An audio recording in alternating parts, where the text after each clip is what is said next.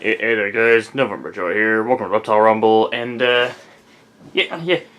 I'd like to do a quick review thing here, and try to answer one simple question. Is it worth it to buy a PSP in 2018, or 2019, or whenever you're watching this? So let's see, first of all, let's go a quick overview of the device. Let's see, you got proprietary charging ports, so you gotta buy a Sony cable, or there are third-party cables out there, I believe, but you're still gonna need a special PSP charger. If you want a video output, you're gonna need a special PSP video output cable as well. Although I think you can just plug a regular headphone thing into there and get headphone output. So hey, if Sony could do it in 2004, why can't Apple do it now?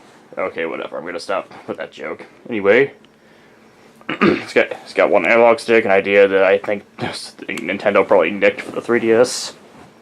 Yes, it's got a pretty nice D-pad. Yeah, decent face buttons. It's got all necessities, as well as a couple of shoulder buttons on the top. And then you also got a USB port here, a switch for turning wireless on and off. And on the back, this is where you insert the discs. This come in these weird little like plastic casings. It's kind of weird. It's like a disc cartridge. It's the only way I can really describe it. So yeah, now that we've gotten a quick overview of the device, so I'm going to turn my light off real quick so I can show you some actual gameplay from the device.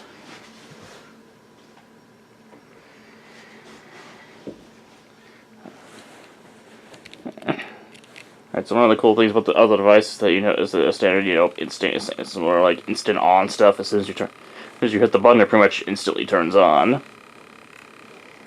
So and let's see, you're probably going to be buying a PSP for actually playing games, but you can also use it as a camera if you have the proper thing for it. You can view photos, but I don't know why you would want to do that. See, you can listen to music. So let me reposition myself. I'm not sure if it takes MP3s or if they have to be like 8-track 3s. That was one of Sony's little formats they were trying to push at one point. And you can also play videos off of it, which is a much better experience than you'd expect for such a tiny, low-res screen. The thing is, but for the time, this is still a pretty cool screen. It's like 480 by 272. Pretty much nothing else around this time period actually had such this good of a screen on it. Yeah, when it comes to killing games, you got multiple options. You got UMD. So let's see what game I have here right now. It's Rainbow Six Vegas. So you can see here with Rainbow Six Vegas. Yes, I guess the game it's probably a very similar interface to the PlayStation 3. So it's got some other stuff here. There's a couple of I'm going to show you some gameplay from a PSP game. I'm just going to pick this one, although I'm probably not going to be that good at playing it because I'm holding this at a really awkward angle. And you try to up the volume. See, I think I've heard of Dead to Rights related stuff before, but this is the only Dead to Rights related thing that I've actually played. It also shows off one thing that I consider kind of a strength of the PSP, and it had a somewhat interesting game library. And it had a lot of stuff that the DS didn't really bother going for. Like how many, I think you can probably count the number of third-person shooters on the DS on one hand. Well, this thing had plenty of third-person shooters in different ways. And this was just one of them. So I'm just going to show you like a minute of gameplay from this. It takes a little bit of time to get in game, but I don't have any other option.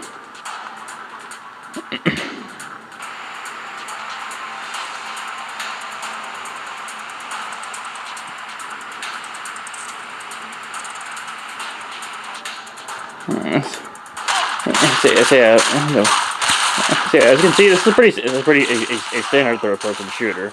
In terms of actual games, most of what you get from the PSP was pretty similar to say a PlayStation 2 or something like that. It's basically a portable PlayStation 2, which was very impressive for the time.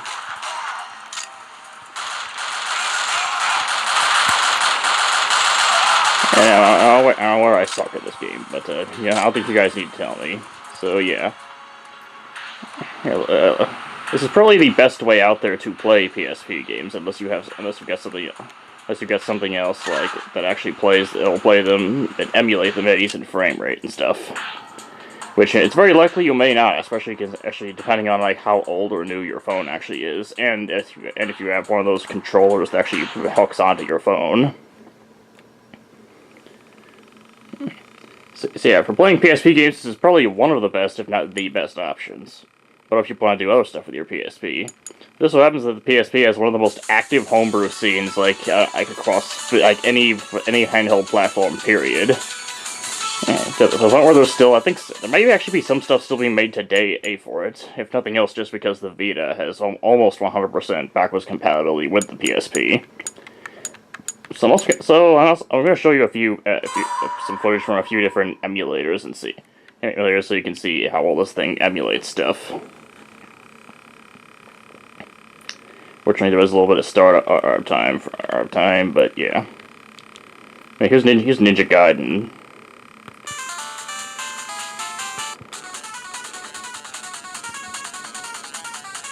There we go. I was wondering. You're right. I looked so. That wasn't what it didn't look so great on the camera. So yeah. When it comes to actually, playing in games here, it's probably one of the better portable options for NES emulation.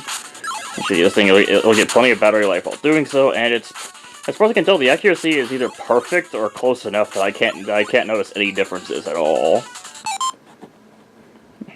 Out of all the time that I've actually spent playing NES games on here, I haven't encountered one issue, which is pretty good. At least by my standard. Assuming if you throw one of the trickier things to emulate it might have trouble. Oh, but you also have to think this is a handheld from 2004. So yeah, now let's move on to Game Boy Advance emulation.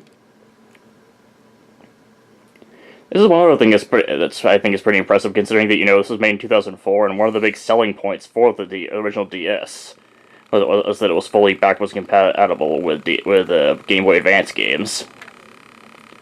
So let's just load up Super Mario Advance real quick. Like, I actually have played this a little bit, and yep, it didn't keep my save file. Yeah, it'll play as Toad, the best character, whose voice is not annoying in any way, shape, or form, and and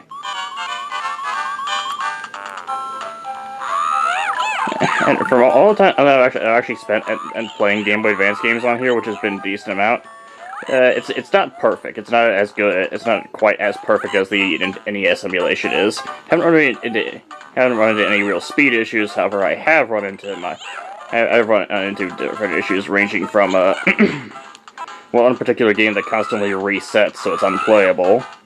Able to set to sound glitches instead to minor visual and sound glitches. But yeah, for the most part, it's close enough to perfect that it's just fine. It's fine. I'd say it's probably somewhere around Visual Boy Advance level of accuracy, which is pretty awesome for a handheld like this. If you stuck with the DS because it had backwards compatibility with the Game Boy Advance, then now this is an option. So let's move on to some of the other emulation this thing can do. And then here's SNES 9X Euphoria, and this one is kind of a weird outlier because you'd think that if it can emulate the Game Boy Advance, you'd be able to emulate the Super Nintendo no problem, right? What I was about to show you is that's unfortunately not always the case. Okay, so I'm gonna try. I had to find a game on here that plays fairly okay. Let's see. Ninja Gaiden Trilogy is one that, as far as I'm aware, seems to play just fine. This one might actually require some fiddling around with the settings and stuff to get it to work properly. And some games just will not cooperate.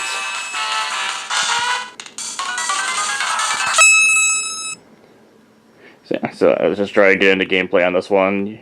I feel able to tell that I kind of like Ninja Gaiden. I've been kind of taking on a like to it recently.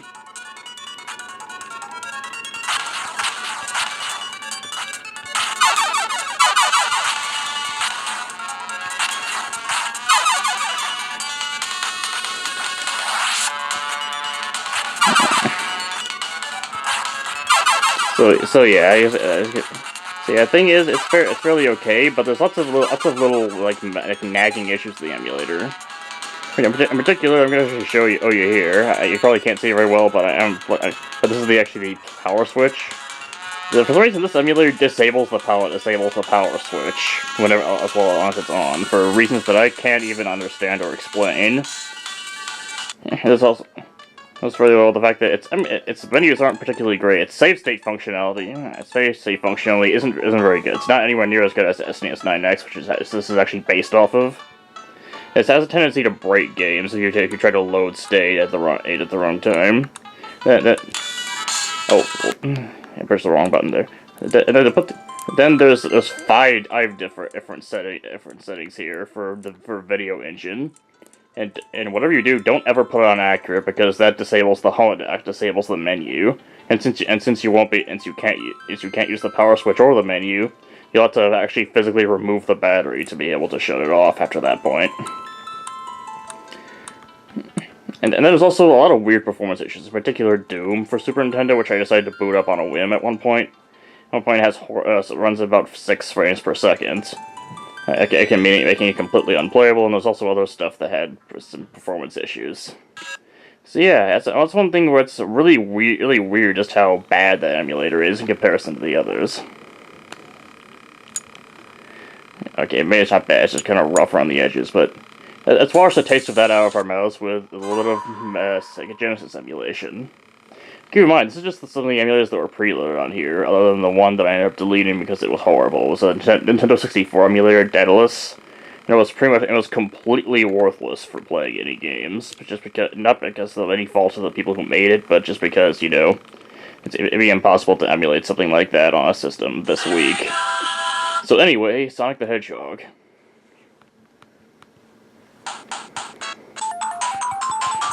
So as you may or may not have been able to see there, I think there was a slight graphical glitch there, so you can tell the emulation here probably isn't perfect. But fact is, once again, I'm going to reiterate, this is a handheld from 2004. And all the stuff that it's doing right now, I couldn't possibly see it doing, and see the DS being able to do particularly well. That's outside of the fact that, they did it, outside of the fact they actually did port the Sonic games to the DS at one point. But yeah, I didn't get to do too much testing with this emulator, but it appears to be just fine. So yeah, basically, that's what I've shown you here is far from all the stuff that this can do.